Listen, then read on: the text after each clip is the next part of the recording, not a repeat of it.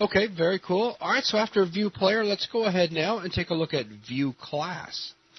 Okay, View Class will simply allow you to specify the name of some class that might be in the level, say a light, a weapon pickup, or so on. So if we said View Class, let's give it light first. So now I'm viewing from some light. Also, let me take the bot out. But now, after typing it once, this is the first light it found. And I've got a spectator-style camera, but for that light. And it seems like it's kind of floating in midair, say right around there. Right. Now, if we want to walk through all the lights in the level, we can simply use the command over and over again. So next time I type View Class Light, it'll go to the next one, which is kind of up in the sky somewhere. Interesting. Over again. Over again. One. So again, you can use that command over and over again just to go through all the different lights. What about, here's one that'll be a little bit easier. How about weapon pickups? Should work just fine. View Class Weapon Pickup. First one. Second one.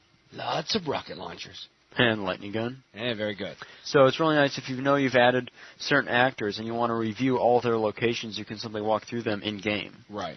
So yeah, there's something that can be very handy for sure. Even if you load up a new map, it's useful for locating things. Like, say you've just downloaded a new really cool map, but you can't find the Redeemer. Right. You could just View Class, Redeemer Pickup. And there you go. Okay, so now we've looked at View Player, View Class. How about View Self? Well, this is nice and all. We've got the camera thrown all around the level, looking at various different things. What if we want to get back to ourself? Technically, we could View Player and our own name, but there's a more simple command that's to the point. View Self. And that is definitely to the point. View Self, and there we go. Back to our own normal camera. Very cool. Okay, so just a couple more that we can look at real quick. Let's go ahead and look at Lock Camera. Lock camera is kind of interesting. It'll take the camera, no matter what mode you're in or where the camera's at, and lock it to that position and rotation. So if I were to be looking right here, and I were to say Lock Camera,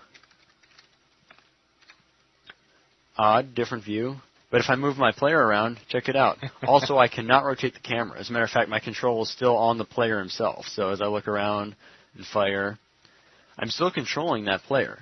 But my view is stuck. Yeah, you've locked your camera. So hence the name, Lock Camera. Exactly. Okay, so let's go ahead and bring the console down, and let's take a look at one more thing.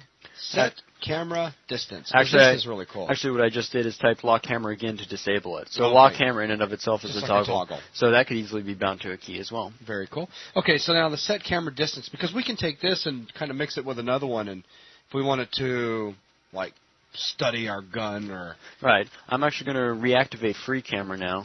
This is really cool. I think this is cool. So free camera 1. Okay, good. Third-person view where we can look around the character. But you'll notice we have a certain range for the third-person view. This distance. What if we wanted to adjust that? Like we want to take a look at our character's skin a little bit more closely. Or the weapon. Or the weapon. We could do set or whatever. Camera dist and then feed it some value. Like let's zoom way in, maybe to 3. And check that out. Third-person cam, but a lot closer to the character, so we can see the detail of his weapon, his skin, and so on. Go for a value of 1. All right, way in. There you go. Good. Check out our character's nose. Very nice. Check out the warning on top of the rocket launcher. That's kind of cool. Warning, you should not be able to read this. Okay, no, that's not what it says. But anyways, so yeah, that's definitely very cool. Plus, if you're also in a very big outdoor type scene, we could go the opposite way as well. Let's pull this way back to 50. And check that out now. Here we are, way back. So now you could get a very broad view of the landscape with your character like way off in the distance. Right, right.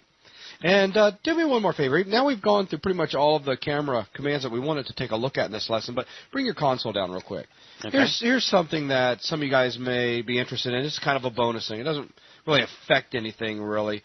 But what if you'd like to clear off your console? Right. As you'll see later, we're actually going to be getting into commands that may put useful information in the console. Right. But between running these commands over and over again, the data seems to run together, and you just wanted a clean slate to start with. Exactly. And you could just type in CLS.